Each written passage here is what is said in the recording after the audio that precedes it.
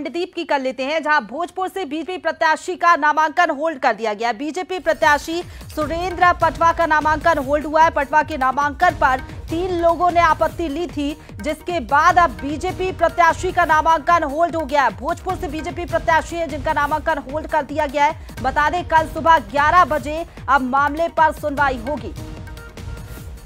तो मंडदीप से इस वक्त की बड़ी खबर है, जहां पर भोजपुर से बीजेपी प्रत्याशी सुरेंद्र पटवा का नामांकन होल्ड कर दिया गया है। दरअसल आपको बता दें कि नामांकन पर 3 लोगों ने आपत्ति ली थी और आपत्ति के बाद अब नामांकन होल्ड हो गया है। कल सुबह 11 बजे मामले पर सुनवाई होगी।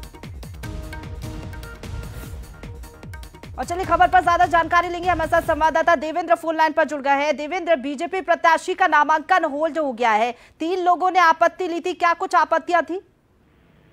जी जी जी बिल्कुल प्रशंसा, मैं आपको बता दूं कहीं ना कहीं जो भाजपा के प्रत्याशी हैं सुरेंद्र पटवा, उनके नामांकन पर आपत्ति लगाई गई थी।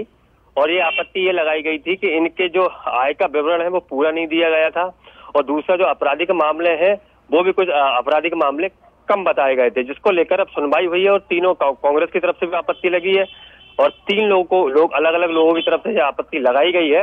वहीं इसकी अब अगली सुनवाई जो है कि कल 11 बजे होनी है। हालांकि अब देखते हैं कि इस आपत्ति में, इनकी जो आपत्ति लगाई गई है उसमें कितनी दम है। और साथ ही मैं आपको बता दूं कि सुरेंद्र पटवा के बेटे तन्मय पटवा का भी फॉर्म जो है कि निरस्त हुआ है।